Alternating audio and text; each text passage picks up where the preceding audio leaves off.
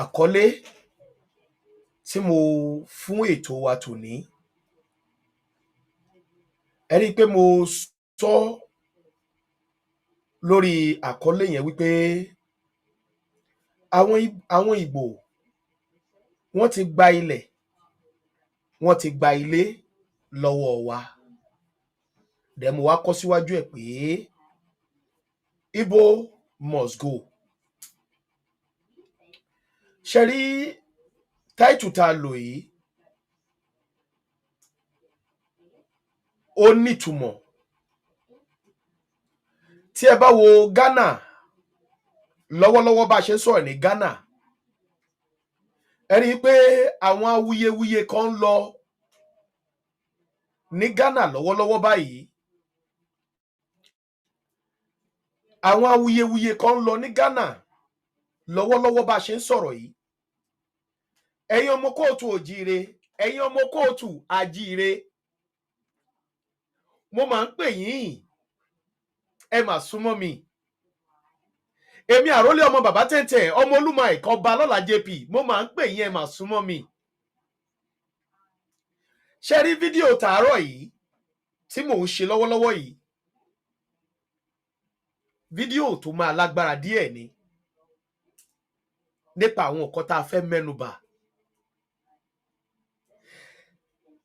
Mo mọ̀ pé gbogbo yín lẹ mọ̀ mí, ẹ dẹ̀ mọ̀ nǹkan tí mo gbé lọ́wọ́. Fún àǹfààní ẹ̀yin tí ẹ ò bá mọ̀, àwa la dìde ní ilẹ̀ Yorùbá wípé a fẹ́ gba ilẹ̀ wa padà lọ́wọ́ àwọn tí federal government, àwọn olóṣèlú Nàìjíríà tí wọ́n tà á fún. Àwa yìí la dìde ta ní ìyà tó ń jẹ ọmọ Yorùbá kò yẹ kó máa rí bẹ́ẹ̀. Pẹ̀lú gbogbo nǹkan àlùmọ́nì tá a ní kò yẹ ká máa jìyà. That means to say àwọn nǹkan wọ̀nyí ti bọ́ sọ́wọ́ wrong hand, ó ti bọ́ sọ́wọ́ àwọn afìyàjẹni. Àwa yìí la dìde wípé àwọn kan ti dìde láti gba ilẹ̀ lọ́wọ́ láti gbalẹ̀ lọ́wọ́ wa, tí wọ́n fẹ́ sọ àwọn àrọ́mọdọ́mọ wa di aláìnílé. Àwa yìí la dìde tá a sọ wípé àwọn kan wọ́n wọlé, àwọn àjòjì kan wọlé, wọ́n ń pa wá ní ìfọ́nàfọ́ṣù. Ìjọba Nàìjíríà dẹ̀ ń wò, kàkà tó yẹ kí wọ́n túnṣe, wọ́n tún recruit àwọn ènìyàn búburú yìí sínú iṣẹ́ ológun ni láti máa ṣe jàǹbá yẹn lọ. Àwa ìlà wa dìde tá a jí ọmọ bíbí ilẹ̀ Yorùbá, tá a láà ṣetán láti kọ̀yà fún àwọn ènìyàn wa ńlé, tá a láà ṣetán láti gba ilẹ̀ wa padà lọ́wọ́ wọn, nítorí pé ilẹ̀ yóò kì í ṣe tiwọn, àwa la ní. Ipòkípò ìbádẹ̀wù kó lóṣèlú wà lónìí, àwa yìí náà la gbé wọn síbẹ̀ láti máa tọ́jú wa, ṣùgbọ́n wọ́n débẹ̀ tán wọ́n di apààyàn mọ́ wa lọ́wọ́. So ìdí nìyí tí àwa yìí fi wá sọ pé ó dáa o, a ti ṣetán láti gba ilẹ̀ wa padà. So iṣẹ́ tí adẹ́dà ṣẹ̀dá tó gbélé wa lọ́wọ́ nìyẹn. Now ẹ dẹ̀ mọ̀ wípé gbogbo nǹkan tó bá ní í ṣe níṣe wípé òun fẹ́ kọjú ìjà sí Yorùbá, àbí òun fẹ́ gbalẹ̀ lọ́wọ́ wa, àbí gbalẹ̀ gba nǹkan tó ṣáà ní í ṣe pẹ̀lú ọjọ́ ọ̀la àwọn ọmọ wa, ẹ̀yin náà mọ̀ wípé a ò ní gbà, òun làwo tá a dá. Ẹ̀yin èèyàn mi, mo bẹ̀ yín lẹ́ẹ̀kan sí, ẹ jọ̀ọ́ ẹ bá mi share ètò yìí. Ẹ̀yin tẹ́ wà lórí YouTube, mi ì tí ì rọ́wọ́ yín, rárá lórí share button yẹn. Mi ì tí ì rí ọwọ́ yín lórí share button. Ẹ̀yin tẹ́ wà lórí Facebook, kí lẹ̀ ń ṣe? Ẹ̀yin èèyàn mi, iṣẹ́ tí mò ń sọ ìṣe mọ̀ pé èmi àti yín jọ gbà á ni. Ṣé mọ̀ pé àwa yìí náà la jọ dìde pé a ò fẹ́, a fẹ́ gba ilẹ̀ wa padà nítorí pé wọ́n ti ta ilẹ̀ wa fáwọn àjòjì.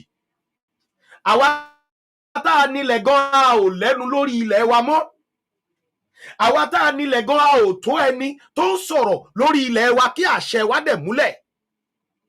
Àwa tá a nílẹ̀ wa wá dàbí ẹrú lórí ilẹ̀ bàbá, àwọn baba ńlá bàbá wa tí wọ́n jà, tí wọ́n gbélé wa lọ́wọ́.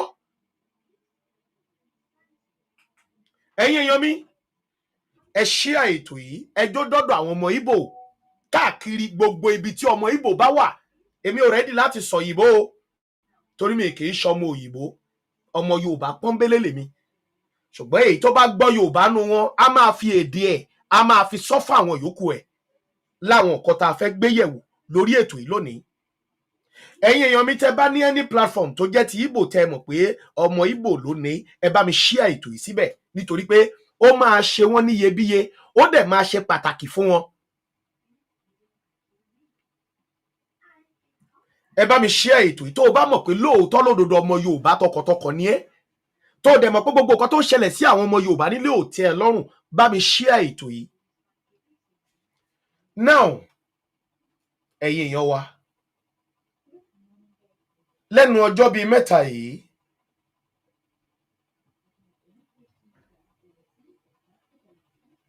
awuyewuye kan lọ ní Ghana, kò dẹ̀ sí orin méjì tí wọ́n ń kọ jù wípé Ghana Igbo must go. Kò sí orin méjì tí wọ́n ń kọ jù wípé Igbo must go. Ó ń gbóná sí lójoojúmọ́. Ẹ̀yin èèyàn mi ẹ jẹ́ wá wò kí ló ṣẹlẹ̀, kí ló dé tó fi rí bẹ́ẹ̀.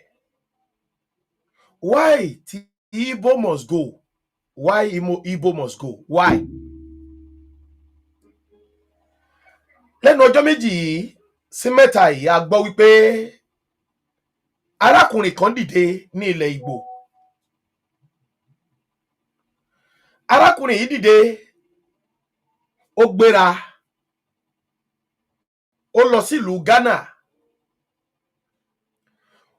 with the support of Igbo politicians. Torí pé arákùnrin yẹn a ti rí fọ́tò ẹ̀ rí pẹ̀lú Mandela, a ti rí pẹ̀lú àwọn olóṣèlú kọ̀ọ̀kan. Ó dé ilẹ̀ Ghana, ó bá àwọn aláṣẹ kan sọ̀rọ̀ níbẹ̀ wípé òun nídìí ilẹ̀ tó pọ̀ ní iye. Wọ́n dẹ̀ ní ó dáa, ilẹ̀ wà tá a máa tà fún ẹ. Arákùnrin yẹn ra 50 acres of land, ìyẹn ọmọ Ìgbò tá à ń sọ̀rọ̀ èyí. Ó ra 50 acres of land. Gbàrà tó rà tán, ó ní ààfin ńlá kan sí area ibi tí à ń sọ̀rọ̀ èyí. Ó wá sọ ní sọ wípé fáwọn Ghanaians pé òun fẹ́ kọ́ Igbo kingdom, pé òun fẹ́ kọ́ Igbo kingdom sí orí ilẹ̀ yẹn. Àwọn ènìyàn ìlú gbogbo wọn bẹ̀rẹ̀ sí ní kùnyùmùnyùmù pé Igbo láti ọ̀dọ̀ yín wá débi tá a wà yìí, báwo ló ṣe jẹ́? Ṣé a máa rí ọba méjì lórí ìtẹ́ ni? Fẹ̀ẹ̀kọ̀ tẹ́lẹ̀ àti ní Ghana kingdom, èwo tún ní Igbo kingdom? Ẹ̀yin èèyàn mi, ó níbi tí mò ń lọ, màá fẹ́ kẹ́ ẹ farabalẹ̀ dáadáa. Gbogbo ọmọ kóòtù òjíire, gbogbo ọmọ Yorùbá ní tilé toko, ogun máa ń ja Yorùbá gan. Fídíò yìí lẹ fi máa mọ̀ pé lóòótọ́ lódodo ogun ja Yorùbá. Wọ́n máa ti gbalẹ̀ lọ́wọ́ wa, àlejò mà ní wá lórí ilẹ̀ wa. Ọjọ́ ọ̀la ò mà sí fáwọn ọmọ wa.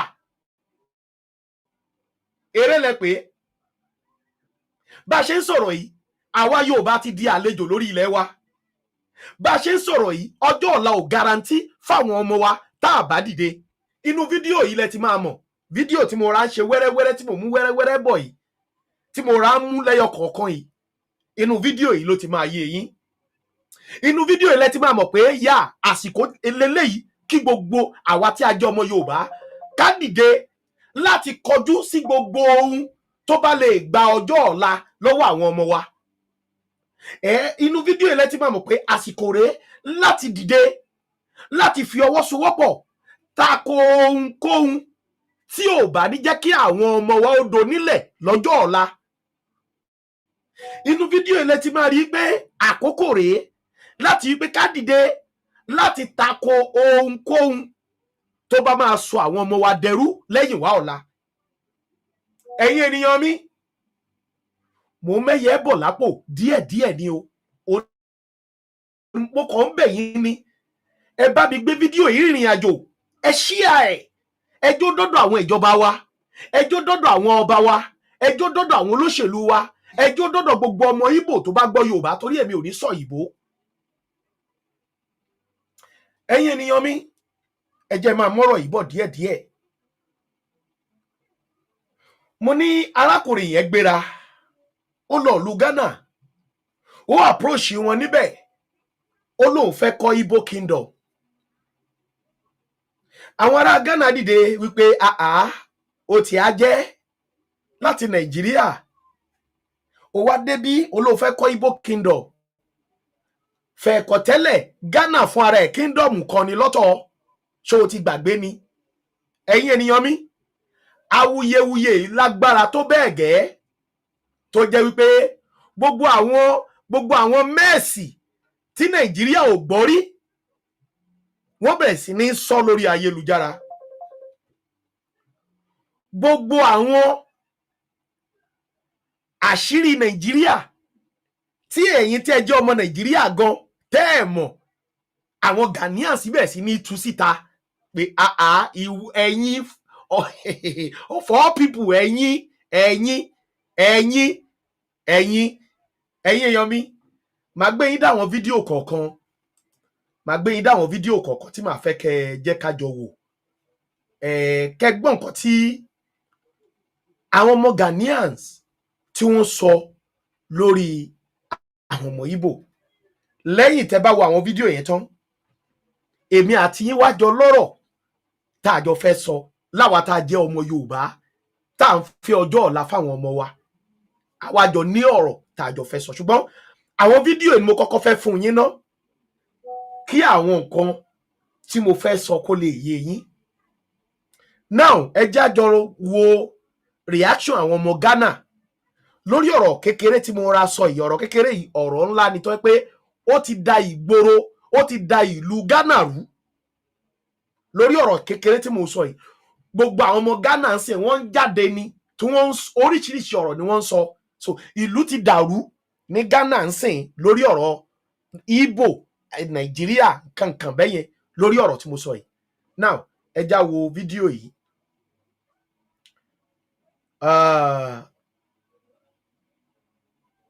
Ẹ já wo fídíò yìí náà. Ẹ já kọ́ wo fídíò yìí.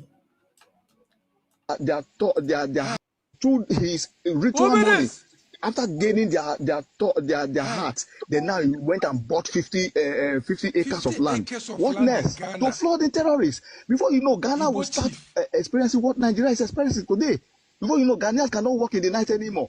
One sister said this thing just now. An Igbo guy go to Ghana, start videoing, making videos, claiming he is a content creator, start telling them that, oh, Ghana can walk in the night, oh, Ghana can, white people can walk in Ghana freely. Oh. He's trying to attract terrorists to Ghana. Before you know, the whole Igbo will flood Ghana and start doing all sorts of nonsense. They say they are Biafras, but when you catch them, that, oh, we are Nigerians, sir. You understand? You see how they are. Let me tell you how the Igbos operate so that you will know. An Igbo man will come to this platform right now or walk up to you face to face and tell you, oh, we are not aware that this man is claiming to be king in Ghana. Oh, we are not. He is a liar. The Igbos, they have groups where they discuss everything they do. Do you know this thing that is going on in Ghana? Majority of the politicians in Nigeria are funding it. They are aware of it. You see the reason why we don't want to go to sorry to say, you believe that former governor of Imo State came to visit this man, Okosha. Okay, good. You see him? Former governor of a state came to visit this man in Ghana. What is their motive? Hold on, Josh. See, Ghanaians, there is no Igbo, big or small, that is different. They are all acting like, ships. Ships, when you are leading ships, they go to one direction. That's how the Igbos are. Both big and small. Both the ones abroad. They are sponsoring. If, like, there's one of my friends called Ikwere. I would like to bring him to this platform. You try to put him on big screen. He will show you a lot of things. Do you know that the Igbos went to import guns to bring to Nigeria to empower their terrorist group? You see the reason why they don't like Buhari, because Buhari dealt with them badly. He dealt with them, the terrorist group. They are in Igbo land. There are some communities in Igbo land that you cannot go to. They have unalived so many people in that community. That's why you see them running to Ghana. This thing Ghanaians are doing is paining me. It's making me angry. That's why you see South Africa. I love South Africa people too much. Ghanaians are coming online to talk about this for what? If it's South Africa people, they will take action straight. You understand? Why come online to discuss what we do? Take action straight. Why should they allow such thing to happen in your country? For what reason? It doesn't even make sense. Somebody who is not indigenous of your country, you are not from a royal family in Nigeria. Your father is not a king. You don't have a royal blood. You just went to a country, a peaceful country in Africa, to buy. If you see this, if you should investigate deep now, you see that majority of this money that came for this land were donated by the big men, the Igbo elites. They made this donation so that they will expand their terrorist group into Ghana. They can't try this in Benin Republic. They can't try it in Togo because those French people, they don't take shit. They deal with them squarely. It's because Ghanaians are peaceful people, and the president of Ghana and president of Nigeria, they are like siblings. They just laugh and joke over things. This is a serious matter that you don't need to wait for government. Let the people of Ghana start protesting now. They must stop this nonsense. Otherwise, your country, in years to come, you start experiencing what we are experiencing in Nigeria. These people are terrorists. See that happen? Yeah, you're right. Rakati asamaba. Ebeye and any 4 days ni. Chese me come TikTok me inbox ma me nya ason me chese. Baby a me febia trouble. Ibo for hene na wababa be si ahimfie. Hey, yummy. Oshi kuo.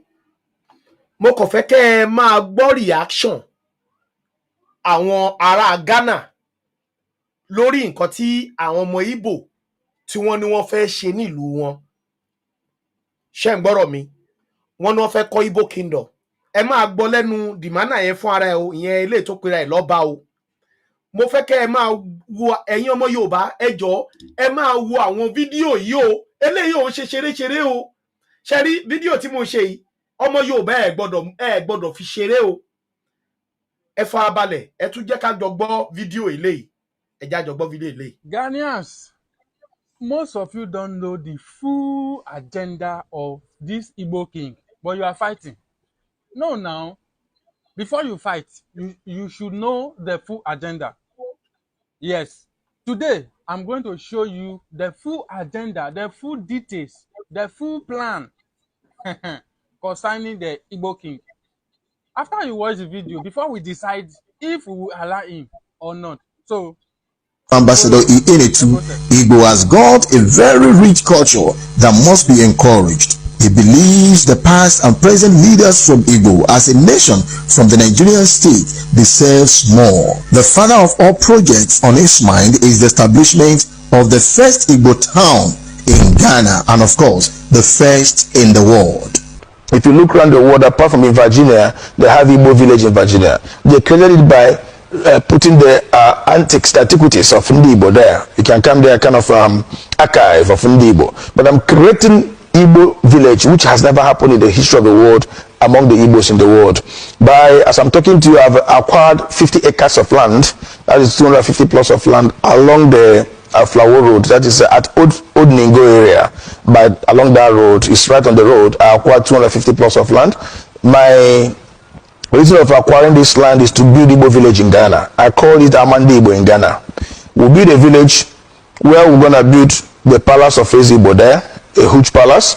We'll build Igbo town hall there with about 2,000 capacity chairs and 100 rooms guest house. The essence of this guest house is most of the times our governors and our Igbo great leaders do come to Ghana. You know, they always go with their entourage. If they come to Ghana, their entourage will see where they will lodge for free of charge, maybe for a day or two. Most of their visits, it doesn't take more than 48 hours or 24 hours. They stay there free of charge, and they know that yes, this is what they have benefited from the Igbos living in Ghana. Again, our people that have accommodation problem and all that will come there at least for 2 or 3 days before they can get a out of the country, or those that come into the country in one way or the other will have accommodation of 100 rooms guest house. We will also, in the palace of the Ezigbo, we will also have apartment there for special guests like governors and ministers, and in future I know that we the Igbos will provide president in Nigeria, and I know that the president that will rule Nigeria at time to come must be an Igbo man, and one day by the special grace of God he also going to be part of those that are going to lodge at the guest house in Igbo village. Ẹ̀yin èèyàn mi, ṣé ǹjẹ́ gbọ́ nǹkan tó sọ ńbẹ̀ yẹn? Fídíò tẹ́ ń wò yìí òun ni arákùnrin tá a sọ̀rọ̀ nípa ẹ̀ tí ó lóun fẹ́ create kingdom sí ilẹ̀ Ìgbò, sí Igbo kingdom sí ilẹ̀ Ghana. Ó ra 50 acres kan tó lọ síbi 200 and something plot. Ó lóun fẹ́ fi kọ́ àwọn estate káàkiri. Òun dẹ̀ máa build the kingdom tó máa jẹ́ ti kingdom yẹn, òun máa build ẹ̀ tó máa tóbi gan. Then ó tún wá sọ síwájú, ó ní òun mọ̀ pé president tó ń bọ̀ ní Nàìjíríà ń sìn pé Igbo ló máa jẹ́. So tó bá dẹ̀ ti jẹ́ Igbo bẹ́yẹn, a lè ráyè wá, a lè rí bí lodge sí. Ẹjọ́ ṣe rí àwọn fídíò tí mò ń play, ẹjọ́ ẹ máa mú, ẹ̀yin ọmọ Yorùbá ni mò ń bá sọ̀rọ̀ o, ẹ máa mú ọ̀rọ̀ yìí lọ́wọ́ o. Ẹjọ́ torí Ọlọ́run, ẹ máa mú ọ̀rọ̀ yìí lọ́wọ́ o, ẹ máa mú lọ́wọ́ o. Fídíò yìí lẹ ti máa mọ̀ sẹ́ pé àkókò rèé fún àwọn ọmọ Yorùbá láti tètè fi ọwọ́ sowọ́pọ̀ kó tó pẹ́jù fún wa. Ogun Fúlàní nìkan kọ́ ló ń jà wá ní Nàìjíríà o. Bá ṣe wà yìí, bí Yorùbá ṣe wà mẹ́yẹn, ẹ̀yin ẹ ṣá farabalẹ̀, ẹjá wo fídíò yìí síwájú sí. Ẹjá wo fídíò yìí. Ó ní òun mọ̀ pé president tó ń bọ̀ o pé Igbo ló máa jẹ́. House. We will also, in the palace of the Ezigbo, we will also have apartment there for special guests like governors and ministers, and in future I know that we the Igbos will provide president in Nigeria, and I know that the president that will rule Nigeria at time to come must be an Igbo man, and one day by the special grace of God he also going to be part of those that are going to lodge at the guest house there in Igbo village. In that Igbo village, my good brother, what I want to do there is we'll create streets there. We'll create streets that will represent the names of the ancient Igbos. We'll create the streets that will bear the name of Sambakwe Street, that's the ex-governor of Imo State. We'll create a street that will bear the name of Dr. Nnamdi Azikiwe, the first president of Nigeria. We'll create a street that will bear the name of Nzogo. We'll create a street that will bear, of course, the name of my father also, Zemaladi Hemetu, and all the great Igbo leaders that they have gone, and those are present. We create streets in their name that will represent them in Igbo village in Ghana. And this Igbo village in Ghana, every Igbo man all over the world have right to come there and buy property. Either you want a plot of land or 2 plots of land to build your dream house. We're also going to build tall buildings of maybe 6th floor or 7th floor. We'll sell them flat by flat, and we will have a single entrance in this Igbo village. When you come in there, you know you're coming into Igbo village in Ghana. From there, Igbos will expand. We will build markets there. Igbo market will represent there. Igbo school will be built there. We will create transport section there also. We will create what we call Ezigbo garden. In Igbo language, we call it Mbala Ezigbo. Ezigbo garden meaning where we create about 4 plots of land. We use 4 plots of land for that, for Ezigbo garden, where we're gonna plant yam, plant all the trees, all the leaves you can get in Igbo land. Okwa, ube, akubeke, mtoroba, oha, we're gonna also plant yam there. We'll plant ube there. We'll plant all these things so that at the time of New Year Festival of Igbo, we'll go to the mala there. We'll go to the garden there to get our New Year Festival. In there, you will see that yes, that's the Igbo tradition is really represented. All this plan for Ghana. No, all this plan for Ghana alone. ẹ̀yin èèyàn mi ẹ rí gbogbo plan yẹn ṣe mọ̀ pé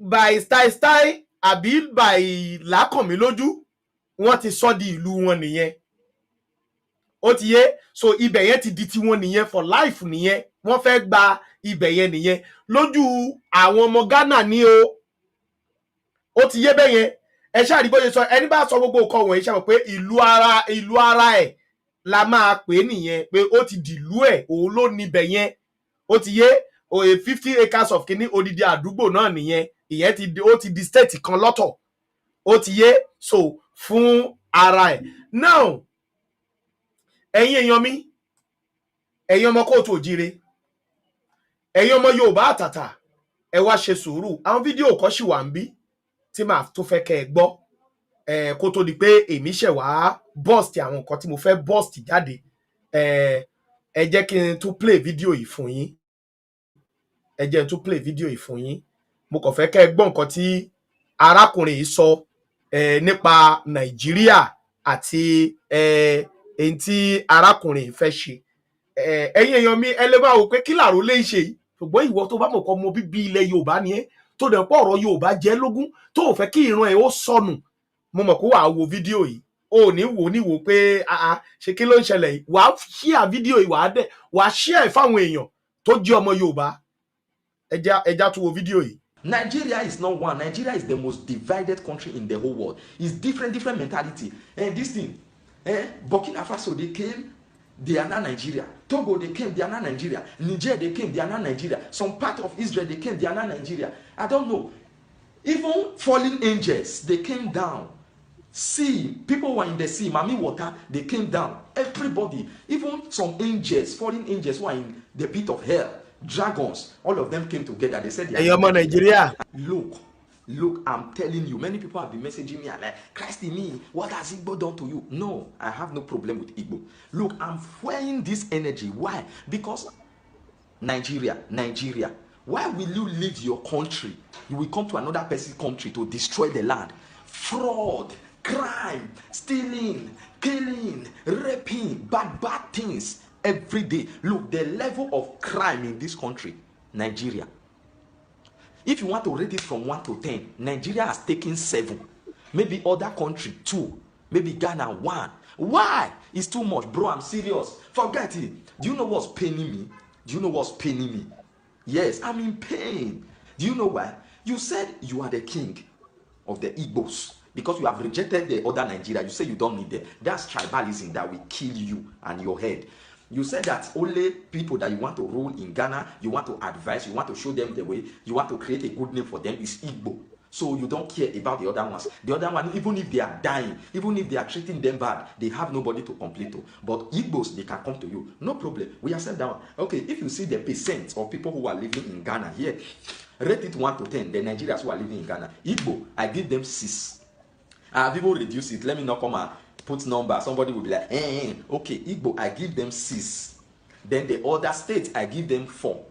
Okay, the level of crime.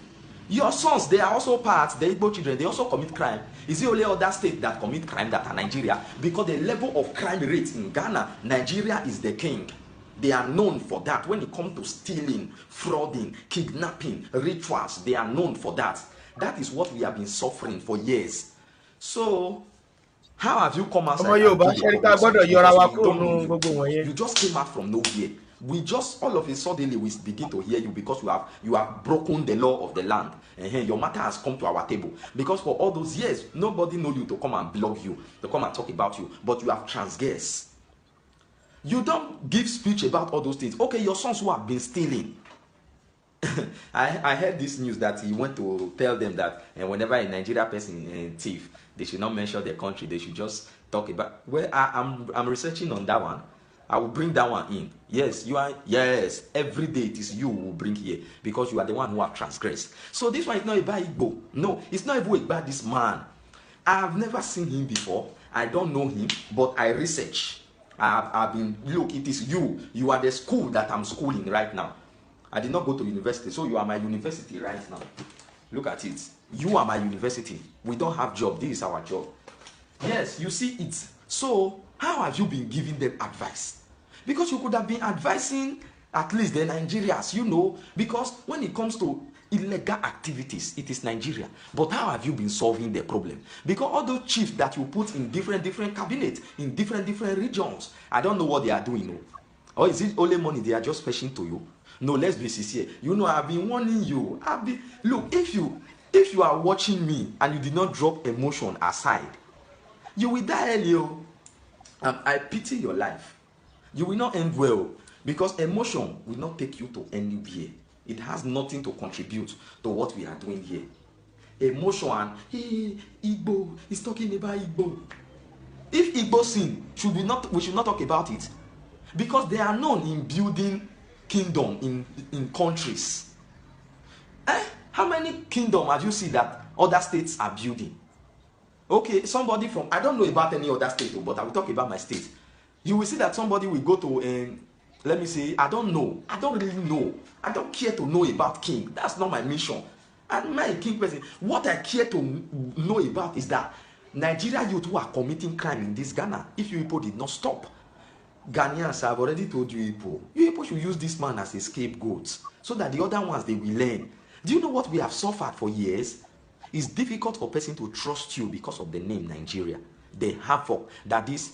Look, even if I insult you now, it's not, forget, don't take it all. It is what is in me. It is the pain that Nigerians, I will not call my brothers, because Fulani S-men came and joined themselves together. They said they are my brother. Some people from Niger, they came and joined themselves together. They said they are my brother. Some people from different countries, different continents, some people from Pluto, some people from Jupiter, some people from another world. They came and joined themselves together and they form one country. The psychology of this one is different. This one will come and say they are Biafra. This one will come and say they are Fulani. This one will come and say they are the Niger. The other day they were saying Buhari is in Niger, it's no longer in Nigeria. When he was campaigning, why did these people tell us like that? I don't just know. Nigeria, why? Right now there is no name for Nigeria, no name. No name for him. Nigeria is gone and dead. That RIP, they have buried him long ago. So the living name, Ghana, that's the next goal. That's the next. No, Ghanaians, see me, I'm saying this one. Oh, I'm tired. I'm tired. I'm sick. Because we have been like, God, when are you going to answer our prayer? Because we will know that we will not put our hand in illegal things. We will go and use our hand to go outside and work. Ọmọ Ghana ló ń sọ̀rọ̀ yìí o. Ọmọ Ghana rèé o. As if there is no future for us. There is no hope for us. Everybody should be committing crime. Just the way you people are committing crime. Everybody should be committing crime. Look, from today onward, I want to see changes. Because the video that they send to me every day, my brothers who are stealing, I'm tired. I don't want to see any video anymore. Ẹ̀yin èèyàn mi, ẹ̀yin ọmọ kóòtù òjìrè, ẹ̀yin ọmọ Yorùbá àtàtà, ṣé ẹ ti gbọ́ bí wọ́n ṣe àdírẹ́sì Nàìjíríà? Ṣé ẹ ti gbọ́ bí àwọn ọmọ Ghana bí wọ́n ṣe àdírẹ́sì Nàìjíríà? Wọ́n tiẹ̀ ní Nàìjíríà ò tiẹ̀ lórúkọ. Pé ọmọ Nàìjíríà wá á ní Nàìjíríà lòun á become Nàìjíríà. Ọmọ Lesotho á wá á become Nàìjíríà. Ọmọ Portugal á wá á become Nàìjíríà. Ọmọ Niger á wá á become Nàìjíríà. Gbogbo ẹ̀yà pátápátá lágbàáyé tí wọ́n ń wọlé, gbogbo wọn ní Nàìjíríà. Kò sí immigration, kò sí anything, kò sí kankan tó ṣiṣẹ́. Ó ti yé, ṣé ẹ ti rí bó ṣe àdírẹ́sì Nàìjíríà pé gbogbo crime tó ń lọ pátápátá Nàìjíríà ni, bẹ́ẹ̀ dẹ̀ ni káàkiri àgbáyé ni, kì í ṣe Ghana nìkan. Ó ti yé, now bọ̀bọ́ yìí ó gbéra ó lóun fẹ́ kọ́ kingdom.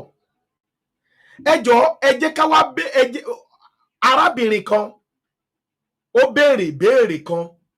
Ẹ jọ̀ọ́ gbogbo ọmọ kóòtù òjìrì ọmọ Nàìjíríà, màá fẹ́ kẹ́ ẹ jẹ́ ká dáhùn sí ìbéèrè tí lady yìí béèrè. Ìbéèrè tí lady yìí béèrè lórí ohun tí àwọn ọmọ Ìgbò tí wọ́n náà fẹ́ ṣe sí Ghana 50 acres ṣe pé dídí ìlú nìyẹn, ìyẹn gan ti do dídí country kan lọ́tọ̀. Now ẹ jẹ́ wá dáhùn sí ìbéèrè ẹ̀yin mi,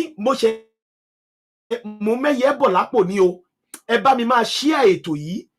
Ìwọ tó o bá mọ̀ pé lóòótọ́ lódodo ló fẹ́ kí ìran ẹ̀ ó parun, bá mi share ètò yìí fún mi kó jó débi tó yẹ kó dé, kó dọ̀dọ̀ àwọn aláṣẹ wa káwọn náà wá gbọ́ yẹ̀yẹ́ ara wọn, kán rí báyé wọn ṣe wó tó, káyé wọn bàjẹ́ káàkiri àgbáyé ni o. Gbogbo àwọn politicians ẹ̀rí ẹ̀tì bẹ́ẹ̀ gbọ́ bọ́n ṣe sọ. Eléyìí á wá ọmọ Cameroon á wá á di Nàìjíríà, ọmọ Nigeria wá á di Nàìjíríà, gbogbo wọn yẹn dẹ̀ wá ń pa Nàìjíríà. Àwọn yẹn kàkà tó yẹ kó pa wọ́n tún recruit wọn sí kó túbọ̀ máa pa wá lọ. Ṣẹ̀rígbà aláyé bíbàjẹ́ ni gbogbo wọn. Now ẹ bá mi share ẹ̀kọ́ dọ́dọ̀ wọn, a máa gba ilẹ̀ wa padà lọ́wọ́ wọn. Ó dá mi lójú, eegun kọ́ ni mò ń fọwọ́ sọ, ẹran ni. Àwa Yorùbá a máa gba ilẹ̀ wa lọ́wọ́ wọn. Gbogbo mess tó fi yí Nàìjíríà papọ̀ yìí, àwa máa yọra wa kúrò because a mọ̀ pé gbogbo nǹkan tó ń sọ yìí Yorùbá kì í bá wọn ṣe. Ẹ̀yin èèyàn mi farabalẹ̀ o, ó níbi tí mò ń lọ o. Ẹ jẹ́ ká wo fídíò yìí kẹjá gbọ́ nǹkan tí ìbéèrè tarábìnrin ìbéèrè.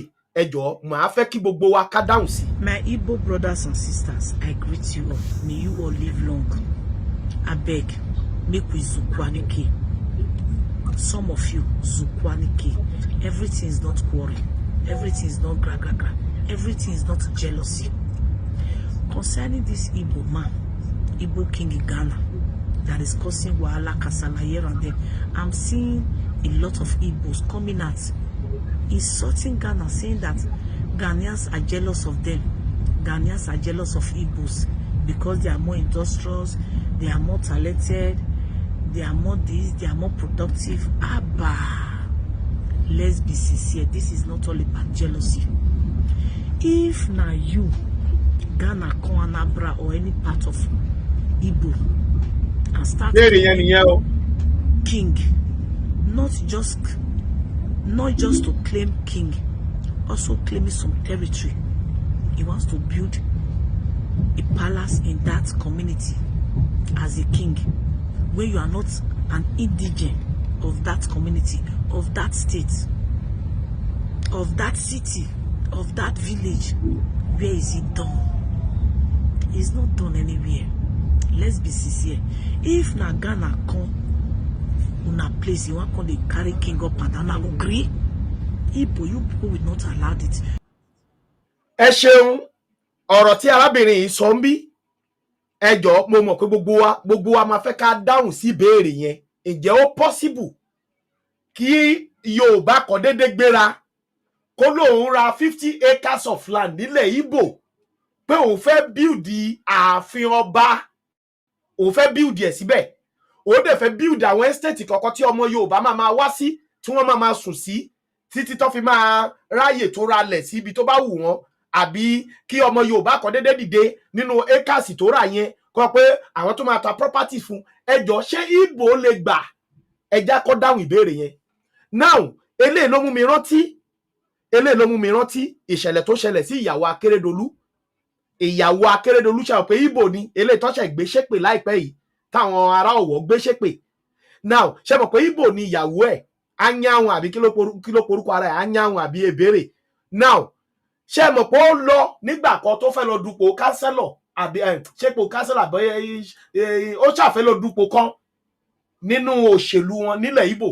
Ǹjẹ́ mọ̀ pé wọ́n lè padà ṣe pé pépà gbé ńgbà yẹn, pépà gbé táwọn Igbo deny ẹ̀ pé kò sí tó jọ pé ó ti fẹ́ Yorùbá, so kò ní birthright kankan níbẹ̀ yẹn mọ́ torí pé ó ti lọ fẹ́ Yorùbá, so kò gbọ́dọ̀ wá sílẹ̀ Igbo láti wá do anything. Mo kàn fi yẹn ṣọ́ọ̀kì ọ̀rọ̀ tí obìnrin sọ ní o. Ẹ̀yin ọmọ Yorùbá wá ẹ farabalẹ̀ dáadáa o, ibi tí mò ń lọ ẹ tí ì mọ̀ o, ẹ ṣe sùúrù, ẹ kọjá ọ̀rọ̀ máa mú díẹ̀díẹ̀ bẹ́yẹn, ó ti yé, kẹ́ ẹ lè mọ ogun tó ń ja Yorùbá, kẹ́ ẹ lè mọ̀ pé ọjọ́ ọ̀la àwọn ọmọ wa ò garanti tá a bá dìde. Ẹ ṣe sùúrù, ẹ jẹ́ kó bèrè máa sọ̀rọ̀ ẹ̀ lọ bó kàn fi yẹn kún ni. Not only Igbos, even Benin will not allow it. Yoruba will not allow it. Hausa will not allow it. Any other tribe will not allow it. Why must you people force it on Ghanaians that Ghanaians must accept the Igbo king? Where is it done? Oh yeah, some of you will come and insult me under the comment section. I know. What you cannot take, why are you forcing others to take it and swallow it and digest it? Let's be sincere. I'm seeing a lot of you jealousy. They are not jealous. You cannot come and claim a territory that is not yours. If you want to be a king or queen, go to your state. Title is very simple. Go and buy it as long as you can afford it. Go and purchase it with your money, with your influence. Why must you go and claim another person's territory? No, we have a lot of people. I'm the king of Dubai. I'm the Igbo king of this. Just the title, but not to claim territory and you want to build the empire.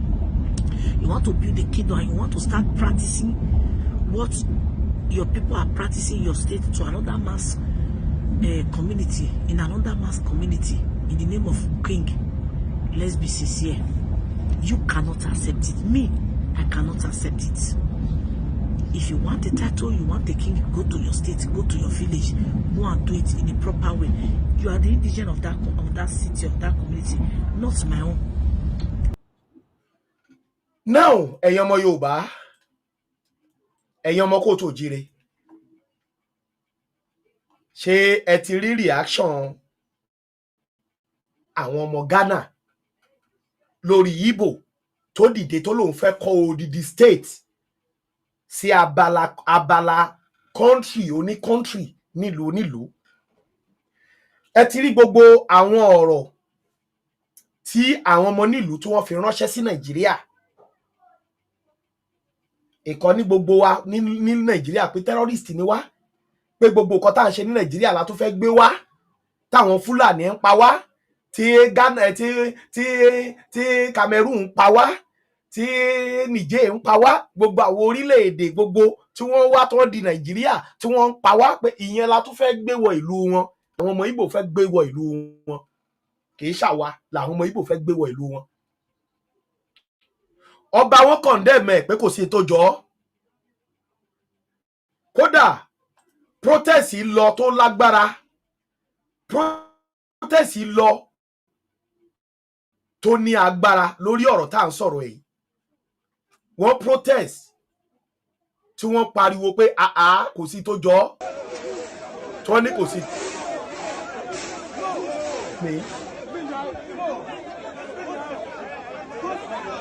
Wọ́n lé gbogbo àwọn ọmọ Igbo, wọ́n ní kó padà sílé pé wọ́n fẹ́ rí wọn.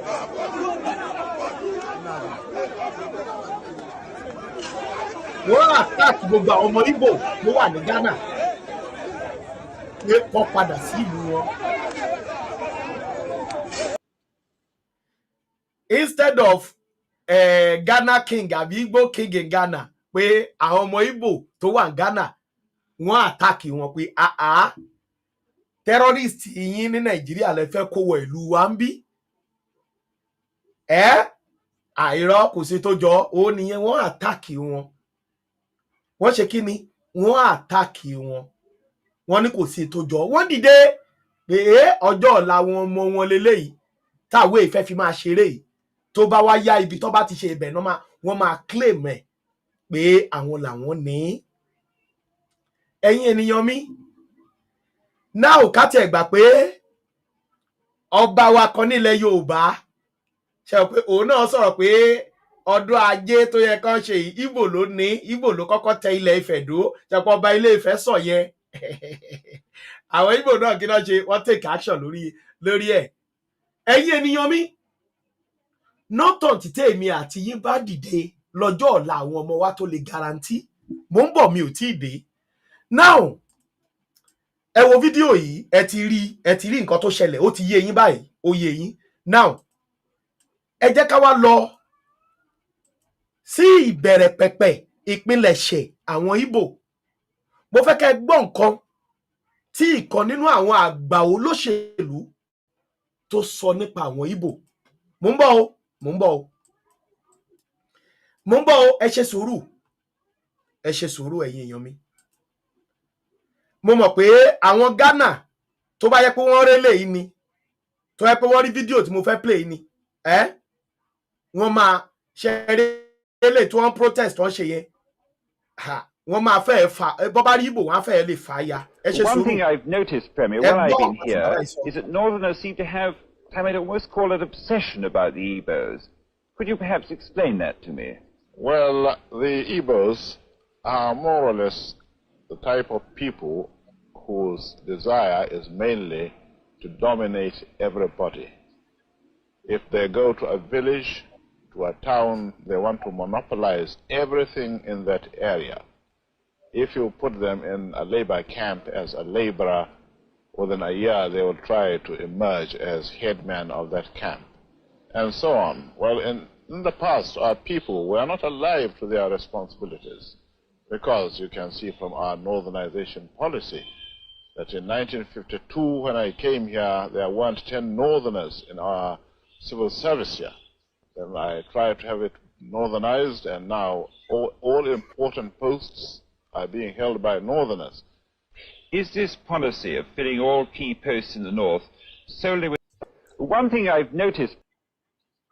Ẹ jọ̀ọ́, mo fẹ́ kẹ́ tú ọ̀rọ̀ yìí gbọ́ lẹ́nu Sir Ahmadu Bello. Mo fẹ́ kẹ́ tú, mo mọ̀ pé tí àwọn Ghanaian tó ń bá rí fídíò yìí eléyìí tó fi pariwo ìbọn náà máa gbé. Ó ti yé ṣe rí fídíò tí mo play yìí tó yẹ pé àwọn ọmọ Ghana wọ́n trace fídíò yìí tó ń trace ẹ̀ tó lọ rí ìbọn náà máa gbé. Sir Ahmadu Bello rè ọ̀rọ̀ tó sọ ọ́ lẹ̀rẹ̀ kó tó lọ. Sir Ahmadu Bello lẹ́ wò yìí ọ̀rọ̀ tó sọ rèé kó tó lọ. Tó bá yẹ pé àwọn ọmọ Ghana wọ́n lọ rí fídíò yìí ni ìbọn náà máa gbé, wọn ò ní fẹnu sọ̀rọ̀. Ẹja tó gbọ́rọ̀ yẹn tí wọ́n sọ nípa Ìgbò. Ẹ̀yin ọmọ Yorùbá ẹ tẹ́tílẹ̀, ẹ mọ̀ pé kì í ṣogun Fúlàní nìkan ló ń jà wá. Ẹ mọ̀ pé kì í ṣe Fúlàní nìkan ni ò fẹ́ jẹ́ káwọn ọmọ wọn lọ́jọ́ ọ̀la. Ẹ ṣe sùúrù. Yorùbá lè mí dúró fún tèmi, mi ò dúró fẹ́nìtìn. Anything tó bá ní ṣe pẹ̀lú Yorùbá, bí Yorùbá ọjọ́ ọ̀la Yorùbá ṣe máa dáa, ó lè mi àròlé dúró fún. Ó ti yé anything tẹ́ anybody bá lè rò lórí fídíò tí mo ṣe yìí tó bá wù ló lè rò. Ó ti yé but Yorùbá a máa gbára wa.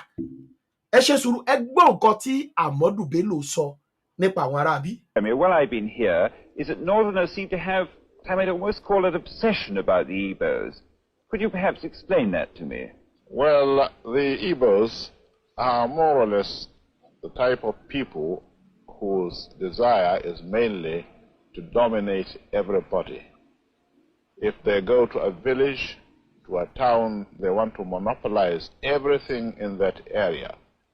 If you put them in a labor camp as a laborer, within a year they will try to emerge as headman of that camp, and so on. Well, in the past, our people were not alive. Ebi tí mo fẹ́ gbọ́ ojú yẹn lọ, ó sọ̀rọ̀ síwájú sí o, ó sọ story báwọn Ìgbò ṣe ṣe. Now, ẹ jẹ́ kí mo mọ̀ pé ṣe rí ibi tí mo ra play yẹn sẹ́, ṣe rí ibi tí mo ra play yẹn, ṣe rí ibi tí mo ra play, ṣe rí ibi tí mo ra play. One thing I've noticed, Premier, while I've been here, is that Northerners seem to have, I might almost call it obsession about the Igbos. Could you perhaps explain that to me? Well, the Igbos are more or less the type of people whose desire is mainly to dominate everybody. If they go to a village, to a town, they want to monopolize everything in that area. If you put them in a labor camp as a laborer, within a year they will try to emerge as headman of that camp, and so on. Well, in the past, our people were not alive to their responsibilities. One thing I've noticed, Premier, while I've been here. Tí Sir Ahmadu Bello sọ yìí, ẹ jẹ́ á bira wa léèrè ṣé irọ́ ni. Ẹ̀yin èèyàn mi, ẹ jẹ́ á bira wa léèrè ọ̀rọ̀ tí Sir Ahmadu Bello sọ yìí ṣé irọ́ ni àbó òótọ́. Tó bá yẹ pé irọ́ ni, ẹ̀yin ọmọ kóòtù òjìire ẹ sọ sí abẹ́ comment section pé irọ́ ni. Tó bá dẹ̀ pé ẹ rí pé òótọ́ ni, ẹ sọ sí abẹ́ comment section pé lóòótọ́ ni. Now, pẹ̀lú nǹkan tó ṣẹlẹ̀ ní Ghana àtẹlẹ́ tí Sam Amadu Bello sọ yìí, ìwọ ọmọ kóòtù òjíire, jọ̀ọ́ mo kàn fẹ́ kó lọ wo abúlé ẹ, lọ wo ìlú ẹ lọ́wọ́lọ́wọ́ pẹ̀lú àwọn ará bí tá à ń sọ̀rọ̀ ẹ̀ yìí. Ìlú ẹ ní ilẹ̀ Yorùbá, lọ wo ìlú ẹ lọ́wọ́lọ́wọ́ báyìí. Ẹ̀yin èèyàn mi, ẹ gbàgbé pé Nàìjíríà o. Ṣé mọ̀ pé nǹkan tó bá lè gbà fún ara ẹ ló máa ṣe sí ènìyàn. Wọn ò gbarú ẹ̀ ní ilẹ̀ Ìgbò, ṣùgbọ́n wọ́n ń ṣe fún wa. Lọ́wọ́lọ́wọ́ mo ṣe ń sọ̀rọ̀ yìí, àwọn apá abìkan ní ilẹ̀ wa, ṣé 50 acres náà ń ṣe, Ìgbò ti ra most of our land.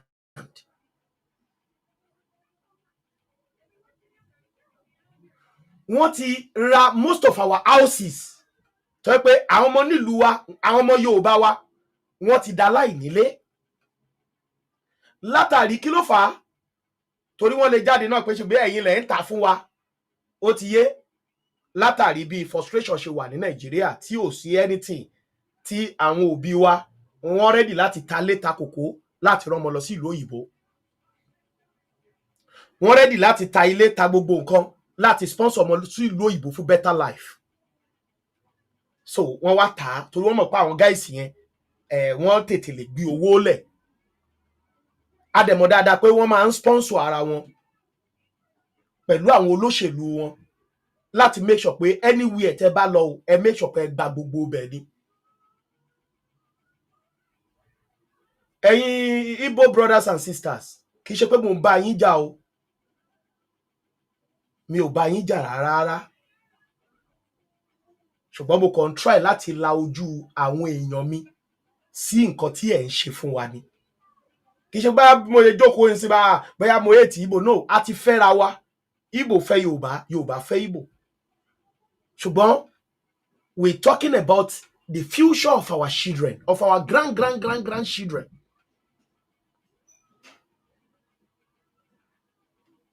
Nǹkan táwa ń sọ ń sìn nìyẹn.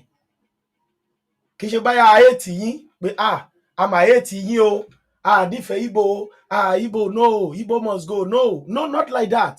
Kì í ṣe bẹ́ẹ̀ rárá. Ṣùgbọ́n èmi àròlé kàn ń ṣí ojú àwọn èèyàn mi nítorí ọjọ́ ọ̀la àwọn ọmọ wa, torí a ti rí àmọ́ mission yín. Kì í ṣe gbogbo ẹ̀yin Igbo lẹ rí bẹ́ẹ̀ o, ṣùgbọ́n ẹ̀yin guys Igbo yìí, àrí mission yín, adẹ̀rẹ̀ àwọn nǹkan tẹ́ ń ṣe. Ní pàtàkì eléyìí tẹ́ ẹ lọ ṣe ní Ghana yìí ló wá mú mi refer padà, ló dá mi padà wá sí orí fídíò Sir Amadu Bello tí mo play yìí láti wò pé irú ìyàwó lẹ jẹ́, báwo lẹ ṣe operate, kí ni mission yín gan. So ńgbà tèmi náà wá jókòó mo wá rí i pé ọ̀rọ̀ tí Sir Amadu Bello sọ yìí, òun gangan ni mission yín ní gbogbo ibi tẹ́ ẹ bá wà. So èmi wá ń pe àwọn ọmọ Yorùbá tèmi tájọ jẹ́ ọmọ ọ̀yá, torí ẹni bá sọ wípé Nàìjíríà pé one Nigeria, we are one in Nigeria, ẹ̀yin náà mọ̀ pé à ń deceive ara wa ni. We are not one Nigeria. Kò sí ẹ̀ sórílẹ̀-èdè tó ń jẹ́ bẹ́ẹ̀, a kàn ń deceive ara wa ni. So ẹ̀yin Igbo kì í ṣe bá mo hate yín, omi ò bá yín jà o. Tí ẹ bá gba Biafra nation, tí a bá gba Yorùbá nation, a sì jọ máa jẹ̀kanra, àwa kíra wa. We are still family because a ti fẹ́ra wa. Ṣùgbọ́n èyí tí mò ń ṣe lénìí, ẹ má rí nírí pé bóyá mò ń tàbùkù yàbí mò ń bá yín jà. No, mò ń ṣí ojú àwọn èèyàn mi láti rí àwọn nǹkan tí wọ́n ti ṣe tó jẹ́ búburú tí ò dáa.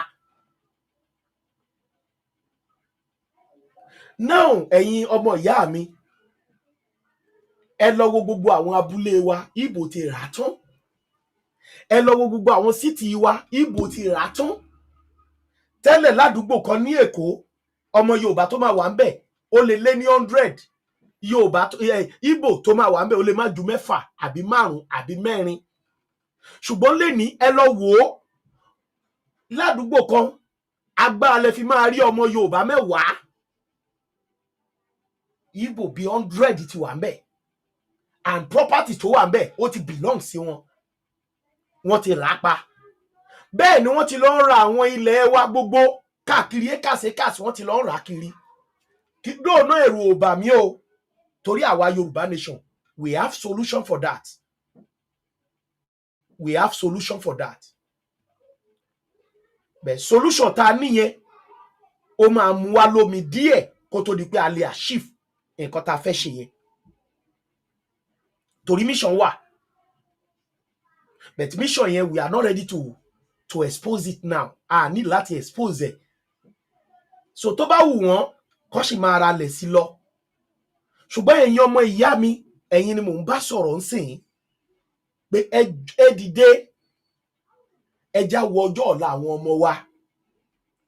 Gana dìde ńsìn mo mọ̀ pé wọ́n ò rí tó yẹ pé wọ́n lọ rí fídíò Amadu Bello tí mo play iṣẹ́ ìbọn náà máa gbé wọn ò ní fẹnu sọ̀rọ̀ mọ́ wọ́n máa gbé ìbọn ni torí wọ́n á ti mọ mission wọn wọ́n á ti mọ̀ pé ìrọ̀ nǹkan táwọn guys tó ń mì lélẹ̀. So mo ń rọ ẹ̀yin ọmọ Yorùbá mi tájọ gbédè ara wa gẹ́gẹ́ mo sọ bí ìbá Ìgbò jà ṣùgbọ́n àní Yorùbá a máa gba ilẹ̀ wa padà àwa yìí ń jà fún Yorùbá ni because kò sẹ́ni tó lè di ààrẹ anybody nílẹ̀ Yorùbá sì tó dìde fún Yorùbá pẹ̀lú gbogbo ìyà tí Yorùbá ń jẹ lọ́wọ́lọ́wọ́ àwọn association wo lẹ rí tó dìde àwọn tó pera wọn ní kí lorúkọ Afẹ́nifẹ́re gbogbo wọn ti di olóṣèlú tán kò sí ẹgbẹ́ kankan tó ń jà fún Yorùbá mọ́ lọ́wọ́ yìí tákọ̀ dìde pé ìyà yìí kọlù Yorùbá afẹ́gbọ̀n ìyà yìí dànù lára Yorùbá ẹgbẹ́ yẹn dà ẹmu jáde kò sí mọ́. So àwa ìlàkù tí àwọn onílẹ̀ gbé dìde láti jà láti gba ilẹ̀ wa so and we are ready for that láti make sure pé gbogbo tó bá máa gbà la máa fi fún a gbọ́dọ̀ gbalẹ̀ wa padà lọ́wọ́ yín. So to you my brothers and sisters tá jọ jẹ́ Yorùbá mo bẹ̀ yín ẹ má ta ilé yín fún ọmọ Ìgbò mọ́ nítorí ọjọ́ ọ̀la àwọn ọmọ tí yín ẹ má ta ilẹ̀ yín Yorùbá nation mo fẹ́ kẹ́ mọ̀ pé ọwọ́ Ọlọ́run ló wà o àwa mọ̀ pé Olódùmarè máa gbà fún wa o ṣùgbọ́n mo fẹ́ kẹ́ mọ̀ pé ọwọ́ Ọlọ́run ni Yorùbá nation wà òun ló mọ̀ gbà tí àkókò tó máa mú wá sí ìmúṣẹ kó wá tó wá sí ìmúṣẹ yẹn àwa ò fẹ́ kí ìpalára ó jẹ́ tiẹ̀ níwọ tó jẹ́ ọmọ Yorùbá wa a ò fẹ́ kó rí ìnira nínú ohunkóhun a fẹ́ kó gbé ìgbé ayé ìrọ̀rùn gẹ́gẹ́ bí àwọn aráàlú òyìnbó ṣe ń kéta fáwọn ọmọ wọn. South Africa dìde sí wọ́n lé àlejò ìjọba wọn support bó ṣe ń lé wa níbi iṣẹ́ ni wọ́n lé wa lọ hospital gbogbo ibi ni wọ́n ti ń lé wa. wọ́n ní kí ló ṣẹlẹ̀ wọ́n ní wọ́n fẹ́ clean ìlú wọn pé àlejò ti pọ̀ jù nítorí ọjọ́ ọ̀la àwọn ọmọ wọn kálejò kó máa di pé àwọn ọmọ wọn ò ní ríṣẹ́ mọ́ gbogbo ibi ilé tó yẹ kán gbé àwọn ọmọ wọn ò ní rílé gbé mọ́ wọ́n wá di àlejò nílẹ̀ wọn ìyẹn ni wọ́n ní wọ́n jà fún o. So tí wọ́n ọmọ Yorùbá kan tó bá wá jókòó sí pé kí làrú lè ń ṣe yìí ṣé o fẹ́ máa dájà alẹ̀ láàrin Ìgbò àti Yorùbá ni wò ó ọpọlọ ẹ̀ kú ni o ọpọlọ ẹ̀ kú ó kú in tó rí ń sì ń lo òun rò òòrùn ọjọ́ ọ̀la ni o torí tó bá ru ọjọ́ ọ̀la àwọn tó dìdí gbéra lọ Ghana tọ́nà fẹ́ ra odidi state pa wọ́n fẹ́ kọ́ kingdom wọ́n fẹ́ gbogbo ọmọ Ghana yẹn sọ ó ní Ìgbò nìkan ló sọ̀rọ̀ nípa ẹ̀ kò sọ̀rọ̀ nípa other tribe pé tí Yorùbá náà bá wà bí ó ní Ìgbò nìkan ló sọ̀rọ̀ kò tiẹ̀ sọ nípa àwọn Ghanaian gan pé wọ́n máa láṣẹ síbẹ̀ Ìgbò nìkan so ó ṣe fún ẹ lọlẹ̀ Ìgbò ẹ lè ra ilẹ̀ nílẹ̀ Ìgbò ẹ̀yin ọmọ Yorùbá ẹ lè ra ilẹ̀ ní ilẹ̀ Ìgbò wọn ò ní tà fún yín ṣé àwọn tó ń ṣe bẹ́ẹ̀ yẹn ṣé àwa náà wà ní right kí ìgbìmọ̀ kan dìde nílẹ̀ Yorùbá ń bẹ̀ yẹn kó sọ fún wọn pé a fẹ́ gba ilẹ̀ wa padà pé kí Ìgbò pààkì ẹrù ẹ̀ kókó tí tọ́wọ́n bá ti ṣe ẹ lè jọba ṣe lè kọ́ kingdom sí ilẹ̀ Ìgbò so ibẹ̀ yẹn ni kẹ́ ẹ ti jẹ́ kájọ máa wòra wa ṣèbí wọ́n Nàìjíríà lájọ wọ́n Nàìjíríà náà fi ṣe nǹkan tó ń ṣe fún wa ilẹ̀ wa tí wọ́n ń rà ilé wa tí wọ́n ń rà wọ́n Nàìjíríà náà fi ṣe wọ́n ní but we are Nigerians àbí we are Nigerians bẹ́ẹ̀ lọ sí ọ̀dọ̀ tí wọ́n máa sọ pé ilẹ̀ Ìgbò lélẹ́yìí o pé lẹ́yìí ò ṣẹlẹ̀ Nàìjíríà ìtọ́ máa sọ fún ẹnìyẹn ìtọ́ sọ fún ìyàwó Akérédolú nìyẹn wọ́n ló ti fẹ́ Yorùbá so from there with that kò lè gbé àpótí ìbò kankan. èyí tí àwọn gáìsì yóò lè ṣe ẹ tún wo eléyìí ẹ wo fídíò yìí ẹ já fún yín ní fídíò yìí kẹ́ wo bọ́n ṣe ń ṣe ní ilẹ̀ wa jẹ́ fún yín ní fídíò kẹ́rí.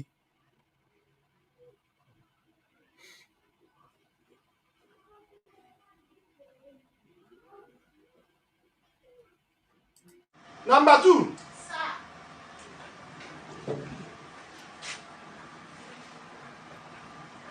Ẹ ti rí kingdom lélẹ̀ nílẹ̀ Yorùbá o ọmọ Ìgbò. What is your name? Agbejo Omolade. Huh? Agbejo Omolade. Okay. What is your address? Number 3 Salvation Street, Ìṣẹ̀rí Ọ̀ṣun, Lagos. Okay. What is your phone number?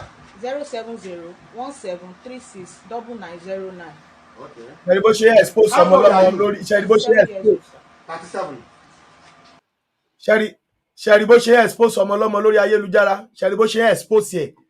Igbo Kingdom lẹ́wọ̀ yẹn o ní ó dà pé Lagos State lélẹ́yìí lẹ́kọ̀ọ́ ẹ̀rí bó ṣe jòkó bí ọlọ́ba ẹ̀rí ẹ ti rí ó jọba sí ilẹ̀ Yorùbá ẹ̀yin ọmọ kóòtù òjíire ó jẹ ọba ó kọ́ kingdom síbẹ̀ ni o ẹ̀rí bó ṣe expose ọmọ Yorùbá ẹ̀rí bó ṣe expose ẹ̀ sórí afẹ́fẹ́ tó ń ṣe bí ọba ní nǹkan táwa ò lè ṣe ní ilẹ̀ tí wọ́n ní àláwọ̀ wá tí wọn ò ní fún wa láàyè ẹ̀ ẹ̀yin ọmọ kóòtù òjíire gbogbo nǹkan wọ̀nyí ló lè sọ àwọn ọmọ wa di aláìnílẹ̀ aláìnílé aláìlọ́jọ́ ọ̀la gbogbo nǹkan tá kàn fojú wò bíi pé kò àná ní àwọn oníwò pé kìíní wọ́n fi wọ́n Nàìjíríà ṣe wá léṣe ṣùgbọ́n àwa ò lè dánrú ẹ̀wò lọ́dọ̀ tí wọ́n ò ní gbà ṣé kò yẹ káwa náà dìde láti condemn ẹ̀ páwa náà ò fẹ́ ṣe bó ṣe expose ọmọ ọlọ́mọ lórí ayélujára.